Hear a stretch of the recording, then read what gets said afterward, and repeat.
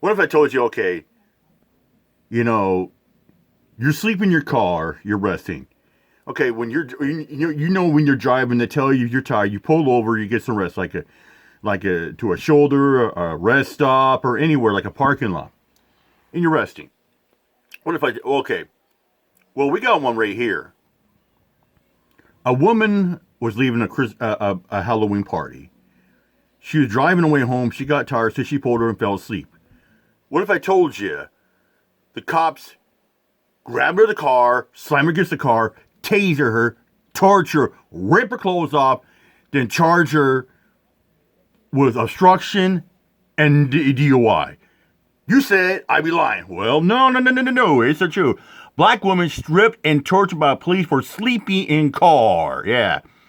Yeah, taser, torture, and it has her clothes ripped off by the cops. Here we go. What if I told you that a black woman is tasered, tortured, had her clothes ripped off by the police? Yeah. Put up the picture full man. Here it is. Tell a story.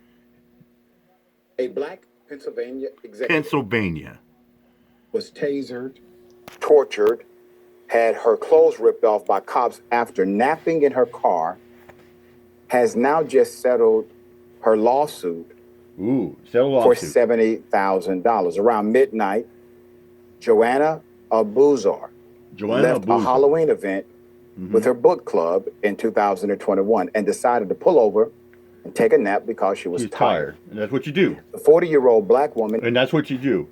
You know, it's like, that's what you do. When you're driving, you're tired. You don't want to keep going on because that's how accidents happen.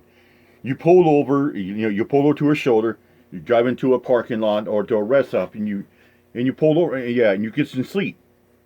That's what they tell you. You never want to drive when you're tired. And ended up awakened by the Pittsburgh police, who slammed her against her car and arrested her on charges of public drunkenness. Yeah. Despite refusing to administer a breathalyzer or blood test. And that's the thing too, as well. They teach you and they tell you, some of these channels, they tell you, like when the cops are trying to, when they tell you to take a breathalyzer test, or they want to have you walk the line or touch your nose like that. You can refuse that. They can't do nothing. All they can do is take you into their central precinct. Yeah, they can book you, and they can administer like a breathalyzer test or do a blood test. And you can sit there saying, I don't need that, because I've heard people sit there and say, yeah, you can walk the line, but it's just going to screw you up anymore. And it's true. And she refused, and she was smart, and she refused, but they still charge her. And she was further abused in the county jail. Wow, which has a notorious history of abuse, where corrections officers stripped her down to her bra and skirt and tasered her repeatedly, leaving severe burn marks across her back, she claimed. She was released 15 hours later with several injuries, including burn marks across her back, a sprained wrist, a torn ligament in her left elbow, a fractured right toe, and extensive bruising. That's according to a lawsuit she filed in 2023. Not to mention the psychological, mental, and emotional distress that continues to affect her today. Well, no shit. So here's what happened that night. The claim states... Yeah, well, no shit. Yeah, when you get scrutinized, you get intimidated or harassed by the cops, and people, it's like, because it's a excruciating, horrifying, stressful event. And that's why people sit there and say it lasts for a long time. Like a female getting raped. It stays in for a long, long time. It's like when you get traumatized by the cops. Yeah, it stays in for a long time. She ate dinner. And drank 3 alcoholic beverages over a 4.5-hour period before leaving around midnight. But on the way home, she decided she was too tired to drive and pulled over to take a nap inside of her car, which she had turned off. Around 4 a.m., she was awakened by Pittsburgh police officers Jesse Clayton and Ross Kennedy, who asked if she needed medical attention. She told them she was simply tired and taking a nap. Nothing wrong with that. At one point, unable to find her phone to fulfill the officer's request to call someone to drive her home, she became nervous and placed both hands on her steering wheel. Quote, "Thank you for not shooting me," she told the cops, which made them mad, made them upset. according to the claim. You're one of those, Officer Clayton responded, who was visibly upset. How can they get pissed off when you make a statement? Hey, thanks for not killing me today. Hey, officer, thank you for not shooting me, unalive me, so I get to go home and be with my family. I'm like, oh, you're one of those, huh? You're one of those people that hate the cops, huh? Oh, I see how it is. Oh, you're a sovereign citizen. Oh, you're a frauditor. What the fuck kind of shit is that? Somebody's making a statement like that. Get out of here. That's crazy. Set her filing claims. The lawsuit states that was when their tone shifted, and they began accusing her of being intoxicated, ordering her out of the car to do a field sobriety test, which is at most 77% accurate according to the U.S. Department of Justice. Quote, despite notifying Officer Clayton that his attempts to pull her arms behind her back were hurting her, Clayton continued to yank back Miss Obazur's arms as a result of Officer Clayton's brazen use of excessive force. She suffered a torn ligament in her left elbow and extensive bruising. Once inside the jail, she was ordered by corrections officers to face a wall and place her hands on the wall above her head, which she did. However, at one point, she turned her head to ask the officers a question. And because of that, and because she was wearing her corset, it created restricted movement. One of her hands came off the wall. That is when the officers tackled her to the floor, tasered her multiple times on her back. Other officers joined in and ripped her corset off, leaving her only in bra and skirt. The guards continued to threaten and intimidate her, with one guard telling her, shut the fuck up, or he would beat her ass after she asked when she would be able to see a judge. She was eventually released about 15 hours later, and the public drunkenness charge was actually dropped. Last month, she got a $62,500 settlement from the county jail, in addition to a $7,500 settlement she received from the city of Pittsburgh, November 2024, a total of $70,000, according to the Pittsburgh Tribune Review.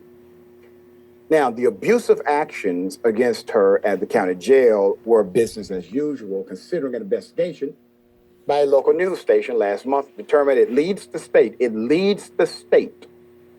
in corrections officers using tasers against inmates, with 43% of taser discharges out of all 67 county jails. Most of this abuse is against Black people or people with mental health issues, according to a class action lawsuit filed in 2020 that states Black people make up 67% of the individuals in the county jail, despite making up only 13% of the population in the county. Hell of a story. I do believe, obviously, the settlement amount should be more. I am quite certain she was ready to put this behind her. She did the responsible thing, took a nap. Yeah. The fact that the charges were dropped and that both departments did acquiesce to a settlement amount, and the history, the contextual history of not only the police department, but in particular, the jail itself, paints a grim picture, which allows us to assume, based on the evidence, based on the information, that this young lady represents something much more sinister happening in that community. We will stay on top of it. Wise thoughts here. Obviously, just another incidence of gross police misconduct, abuse of force, and for what? Because these guys had their feelings hurt by a statement made. It's quite crazy how often it happens. You know, and like I said, this is basically what it comes down to. This is another contempt of cop. I mean, it just amazed me that they got because they took it the wrong way and got their feelings hurt. And she wouldn't. I mean, most people wouldn't think of nothing of it. You know, they would think nothing of it. Hey, thanks for not. It's like, yeah, it's like when you're talking to, if you're talking to cops. Hey, thanks for not shooting me. Hey, officer, thank you for not unaliving me tonight, sir. Yeah, because and then they get butthurt about it. Yeah, because we know how reputation cops are. Oh, officer safety. Oh, they're feared for the life. And yeah, when most of the time people are they're unarmed or they're standing for their rights. I mean, it's what it is. Cops get have they get the feelings all butthurt. That cops, just because their feelings get hurt, they're allowed to act out in some of the ugliest ways possible. I wish there was some decent measure of justice afforded to this young lady in terms of the people who she came in contact with within the police department, who all at every single step did the wrong thing. But we know how the cops are; they protect their own. And you Yeah. know, the most disappointing thing: 70 G's out of this. Man, I personally know some personal injury attorneys, man, who could have got quadruple that Oh, at for the least. nonsense that these people were a part of. But you know, I can also see the wisdom in just taking some money and moving on with your life and never dealing with these folks ever again. But just Yeah. you know, a horrible story. Always terrible when we see this level of gross police misconduct.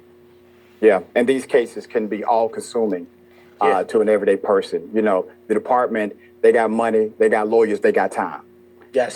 You need to move on. So I get the wisdom Yeah, as I get well. that. I get that. That's why she probably didn't want to. She didn't want to relive the ordeal and the bureaucracy and the pain and suffering. She probably just wanted to get some money and just move on and go her life. And I get that. I get that. With that said, I'm out here much. Peace out.